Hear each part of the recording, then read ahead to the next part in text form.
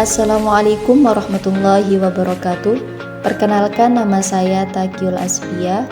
Saya dari kelas 5 CPBA akan menyampaikan hasil rangkuman saya terkait materi tentang konsep pengukuran, penilaian, dan evaluasi dalam pembelajaran. Yang pertama, konsep pengukuran. Pengukuran dalam bahasa Inggris dikenal dengan kata measurement, yang diartikan sebagai kegiatan yang dilakukan untuk mengukur sesuatu, yakni membandingkan sesuatu dengan kriteria atau ukuran tertentu atau proses pemasangan fakta-fakta suatu objek ukur dengan satuan-satuan ukuran tertentu. Pengukuran dalam bidang pendidikan atau pembelajaran adalah kegiatan pemberian sejumlah tes kepada siswa untuk mengukur sejauh mana tingkat pencapaian siswa terhadap tujuan yang telah ditetapkan. Pengukuran juga dapat dilakukan dengan alat non-tes seperti angket, observasi, dan beberapa teknik penilaian non-tes lainnya, sesuai dengan tujuan pendidikan yang telah ditetapkan dan kemudian hasilnya dikuantifikasikan. Yang kedua, konsep penilaian. Penilaian dalam bahasa Inggris dikenal dengan kata assessment, yang diartikan menilai sesuatu atau dapat diartikan sebagai proses menentukan nilai suatu objek. Penilaian mempunyai arti yang lebih luas daripada pengukuran, karena pengukuran merupakan langkah awal yang perlu diambil dalam rangka pelaksanaan penilaian dan evaluasi pembelajaran. Penilaian dilakukan setelah guru melakukan kegiatan pengukuran, yaitu kegiatan pemberian skor terhadap jawaban siswa atas soal-soal yang diberikan oleh guru dalam sebuah tes.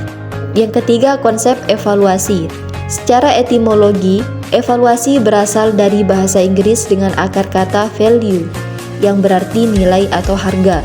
Sedangkan secara terminologi, menurut Greenland, evaluasi dapat didefinisikan sebagai proses sistematis untuk menentukan sejauh mana tujuan pembelajaran telah tercapai oleh siswa. Dapat disimpulkan bahwa evaluasi adalah suatu proses yang sistematis dalam mengumpulkan data tentang hasil belajar sebagai dasar dalam pengambilan keputusan dengan cara membandingkan antara tujuan yang diharapkan dengan hasil yang telah dicapai, apakah sudah berhasil atau belum berhasil. Keempat, hubungan antara pengukuran, penilaian, dan evaluasi dalam pembelajaran. Berdasarkan penjelasan dari ketiga istilah tersebut, maka dapat disimpulkan bahwa antara ketiga istilah pengukuran, penilaian, dan evaluasi memiliki keterkaitan satu sama lain, di mana pengukuran dan penilaian merupakan suatu rangkaian dari kegiatan evaluasi pendidikan, atau dengan kata lain, bahwa kegiatan evaluasi tidak mungkin dapat dilakukan tanpa didukung dengan data yang diperoleh melalui kegiatan pengukuran dan penilaian. Selanjutnya, tujuan dan fungsi evaluasi pembelajaran. Tujuan evaluasi pembelajaran. Yang pertama, untuk menghimpun bahan-bahan keterangan sebagai bukti mengenai taraf perkembangan atau kemajuan yang dialami siswa setelah mengikuti pembelajaran dalam waktu tertentu. Yang kedua, untuk mengetahui tingkat efektivitas dari metode-metode pengajaran yang telah dipergunakan dalam jangka waktu tertentu. Selanjutnya, memotivasi siswa untuk memperbaiki dan meningkatkan prestasinya. Dan yang terakhir, untuk mencari dan menemukan faktor-faktor penyebab keberhasilan dan ketidakberhasilan peserta didik. Fungsi evaluasi pembelajaran. Fungsi instruksional. Hasil evaluasi dapat berfungsi sebagai umpan balik atau feedback bagi siswa untuk memperbaiki proses belajarnya, dan juga umpan balik bagi guru untuk memperbaiki proses mengajarnya. Fungsi administratif.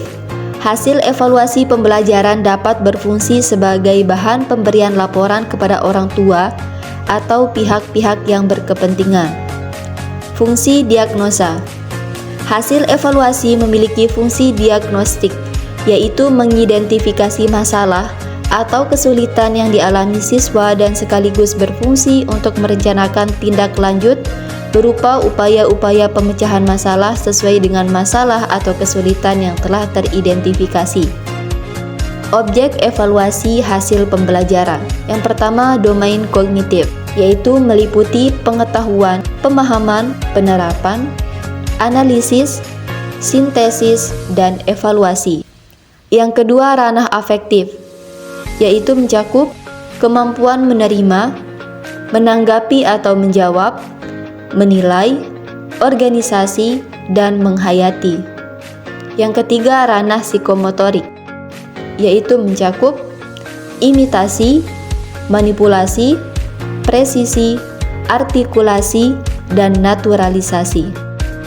Prinsip-prinsip evaluasi pembelajaran, yaitu objektif, komprehensif, transparansi, koherensi, kontinuitas, berkeadilan, diskriminabilitas, akuntabilitas, validitas, dan reabilitas.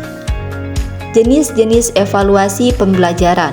Yang pertama, berdasarkan pendekatan, yaitu penilaian terhadap pembelajaran, penilaian untuk pembelajaran, dan penilaian sebagai pembelajaran. Yang kedua, berdasarkan fungsi, yaitu evaluasi formatif, evaluasi sumatif, evaluasi seleksi, evaluasi penempatan, dan evaluasi diagnostik. Alat-alat evaluasi pembelajaran. Yang pertama, tes, yaitu tes tulisan, seperti tes essay atau tes subjektif. Contohnya essay bebas, essay terbatas, essay terstruktur. Yang kedua, tes objektif, seperti benar salah, pilihan ganda, menjodohkan, melengkapi, dan jawaban pendek. Yang kedua yaitu tes lisan, dan yang terakhir tes perbuatan. Adapun alat evaluasi pembelajaran yang kedua yaitu non-tes atau tanpa tes.